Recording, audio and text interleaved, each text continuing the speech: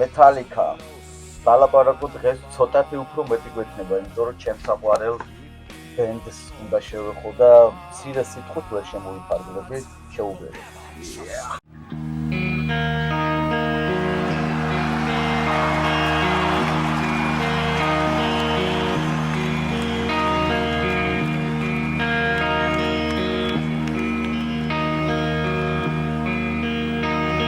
ყველაზე ეპიკური დასაწყისია ინტროებში. ურავი მომისმენია.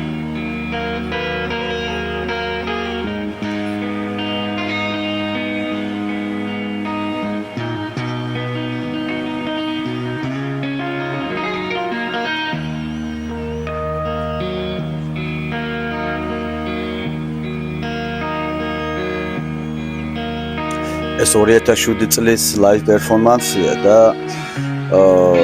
ლაივებზე ყოველთვის ცოტა სხვანაირად ასრულებენ შემსრულებლები. სტუდიურს არ ქონდა არცეთ გააქტიურებული რემიქსის ღილაკი და ამიტომ ლაივ შემოგთავაზეთ, თუმცა მე მგონი უფრო უკეთესია. So close, no matter how far, we'd be much more from the heart. Forever trust who we are. No, nothing else matters. Never cared what we know. Never cared for what we know. 'Cause I know.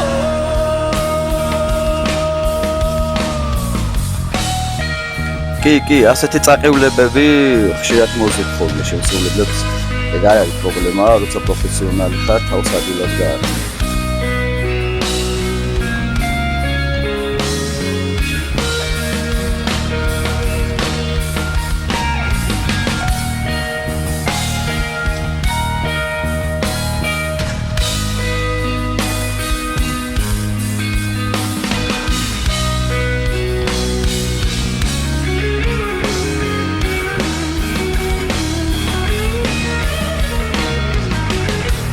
Never opened myself this way.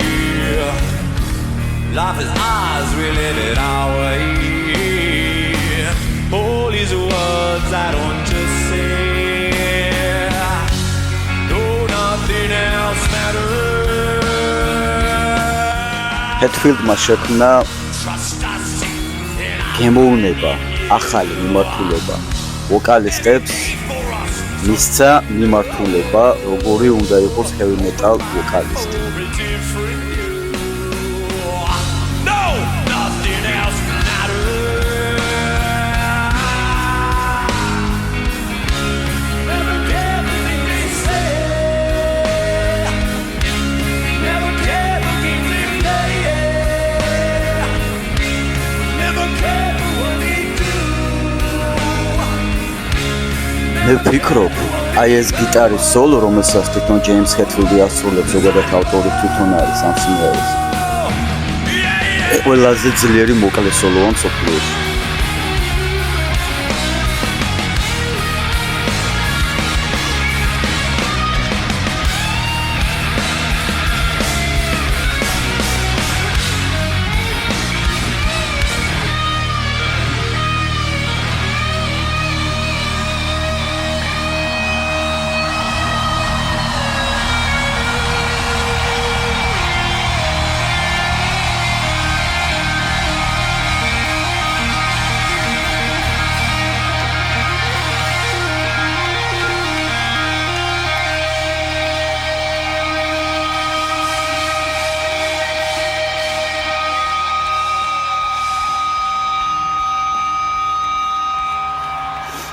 ნუ რას მოგასვენებთ ახლა მეტალიკის თუ არა Nothing Else Matters მესმის გაპაფსავებულია ამბობენ ყველას ესა წერია პირზე მაგრამ აკერია პირზე მაგრამ ნუ მეტალიკა და Nothing Else Matters-ია მენა გითხრათ რომ როგორც ასეთი ჯგუფის ფორმირებაზე ბევრი თქმას და ბევრ საუბარს არ ვაპირებ ნუ გეტყვით რომ თავიდან იყო ლარს ულრიხი და ჯეიმს ჰეტფილდი ულრიხი საერთოდ ჩოგბურთელის ოჯახში იზრდებოდა ჩოგბურთელობა უნდოდა მაგრამ ბები ამუყიდა დრამი და აქედან ეზიარა დრამს.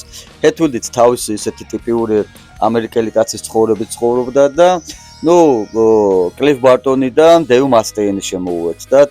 კლიფ ბარტონი კი არა, კირკ ჰემეტი. ხო, პრინციპში სწორად თქვი, ხო. კლიფ ბარტონი და დეივ მასტეინი შემოუერთდათ, ჯერ არ იყო კირკ ჰემეტი.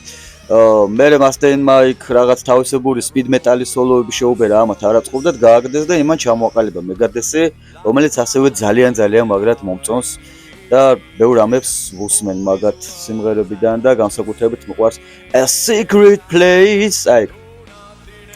მოგლედ, ხო. მერე უკვე შემოუერთდათ კირკ ჰემეტი და დღემდე კირკ ჰემეტი ყავთ და სამწუხაროდ ძალიან მალე, ძალიან ადრეულ ასაკში გარდაიცვალა მათი ძალიან მაგარი გული დასაწყისი ალბომების ავტორი თავიდან ბოლომდე კლიფ ბარტონი, თვარწდები 26 წლის ასაკში გარდაიცვალა კონცერტისთვის ემზადებოდნენ, გზაში იყვნენ და ავტობუსი გადაყირავდა და აი ესეთი ფორმით საწყალი ბიჭი გარდაიცვალა და მოგვიანებით ჯეიმსონ ნივსტუდი შეუერთდათ.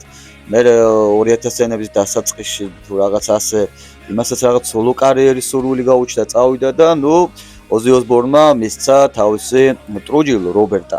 და დღემდე ის არის მათთან, არ გამოირჩევა რაღაც განსაკუთრებულად ძლიერი სკილები და უნარებით, ბასზე ისევე როგორც სამართლიანობა ითხოვს, ვთქვათ, რომ ლარს ულრიხიც არ არის ძალიან გიჟი დრამერი, თუმცა გემოვნებიანია და წერტილოვნად მიყვება არაჩვეულებრივად რითმთან ერთად ფაქტურად ესაც ხერხავს და მოკლედ დღემდე მოვიდა მეტალიკა აქ. სულ ეს არის რასაც ვიტყვი მეტალიკაზე.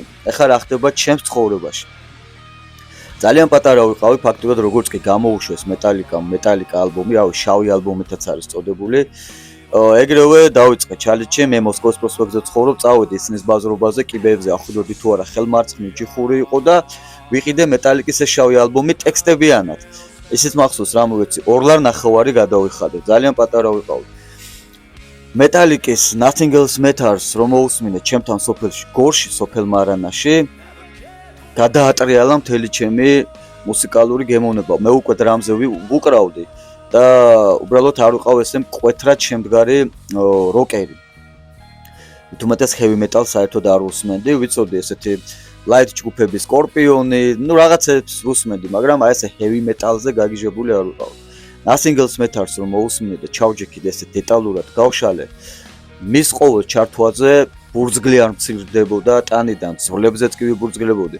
ცრემლებამდე მივდიოდი, ისე უგრძნობდი ამ სიმღერის ტკივილს და იმ დრამატურგიულ ხაზს, როგორც არის შედგენილი, შექმნილი თავის ტექსტიან, მელოდია, სოლოა, ყველაფრიანად.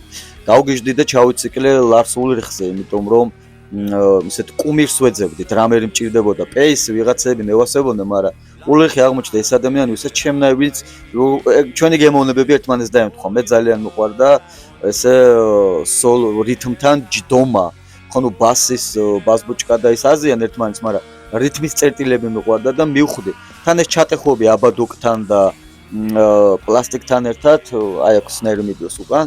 მოკლედ ძალიან დაემთხვა ჩვენი გემოვნება. მოკლედ მეტალიკა მოახდინა ჩემი მუსიკალური გემოვნების ფორმირება. ყველაფერი ვიცი მათზე.